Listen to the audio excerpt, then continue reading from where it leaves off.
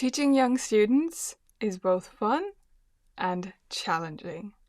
Today I want to share with you 5 different techniques to keep in mind to help your young students thrive and help you have fun in your lessons.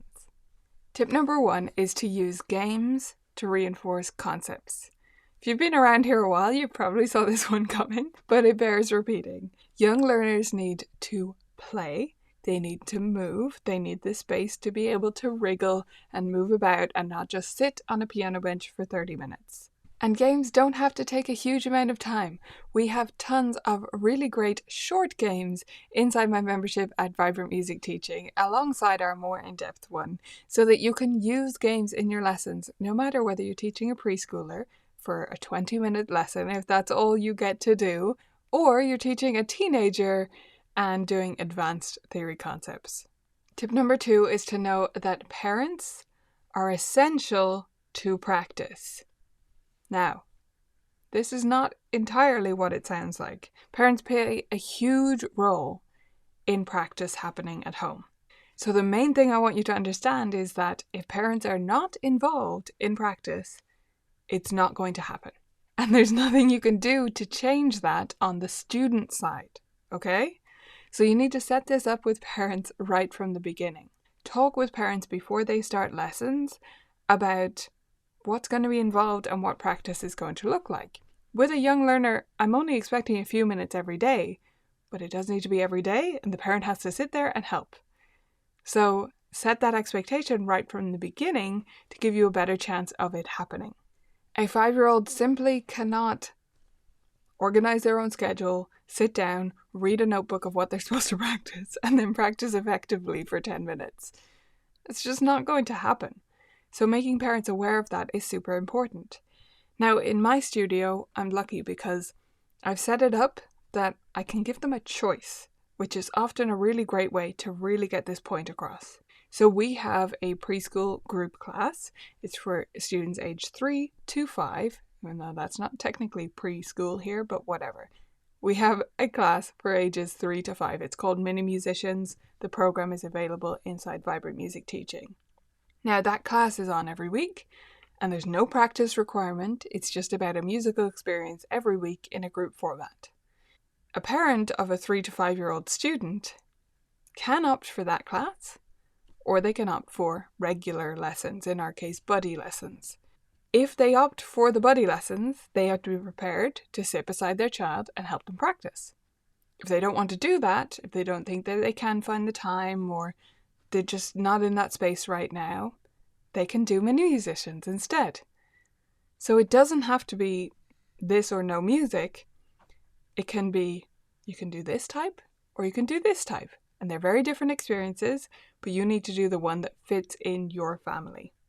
Tip number 3 is to introduce music theory through creative activities.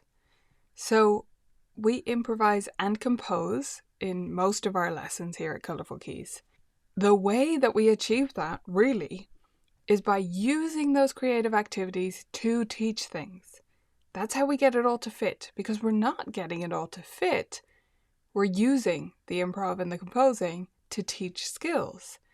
So it's not something we have to jam into our already packed lesson. It's something we're using in order to teach something. And it lets students, and this is especially important the younger they are, to experience ideas and concepts and music before they are expected to read it off a page or analyze it in some way.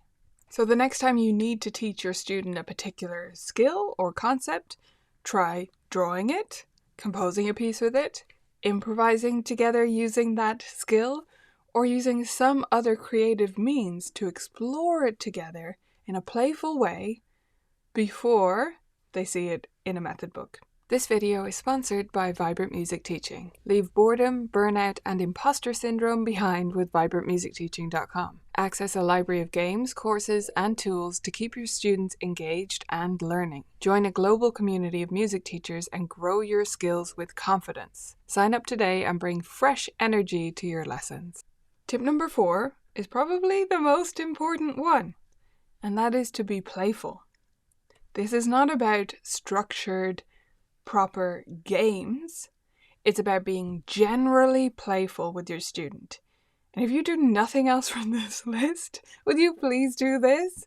Because if you're teaching students under 7 and you're not playful in your own way, it doesn't have to be in my way, but in your own way, if you're not playful and sparking curiosity, then I don't think you should be teaching students under age 7. If you're just being straightforward and giving them the information and the instructions and, if it's all serious and all business, that doesn't belong in lessons with students that young.